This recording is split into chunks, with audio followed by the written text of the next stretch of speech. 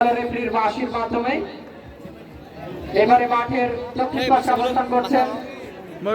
Suman telecom হাটরাজপুর এবং মাঠের উত্তর পাশে অবস্থান করছেন মা পোল্ট্রি ও মৎস্য খামার পলাশবাড়ি। 11 নম্বর জার্সিধারী প্লেয়ার মা মৎস্য খামারের গোলে বল সুজন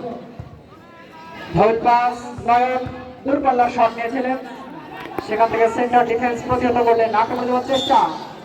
লক্ষ্যগ্রস্ত শট, সেখান থেকে কোনো বিপদ আমরা লক্ষ্য করিনি, হয়তো বা বিপদ হলেও হতে পারত। ব্যাকশট নিচ্ছেন মিলন, সুমন টেলিকমের অনুকূলে বল জাফর সতীর্থ করছেন,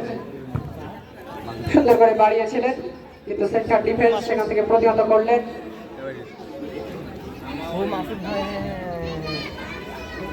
আবার মুরাদ থেকে জাফর নিজের নিয়ন্ত্রণে বল রেখেছেন, মুরাদ থেকে নয়ন কোটি পায়ে এগিয়ে নেওয়ার চেষ্টা, আবার ইয়াসিন, আবার জাফর, সুমন টেলিকমের অনুকূলে বল আক্রমণে যাবার চেষ্টা,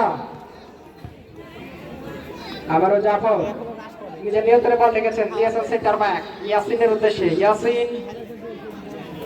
লক্ষ্যভ্রষ্ট পাস, আক্রমণে যাবার চেষ্টা মা মৎস্য খামার, সেখান থেকে প্রতিহত করলেন Yasin, centre back Suman telecom, আক্রমণে সুমন টেলিকম, রোহান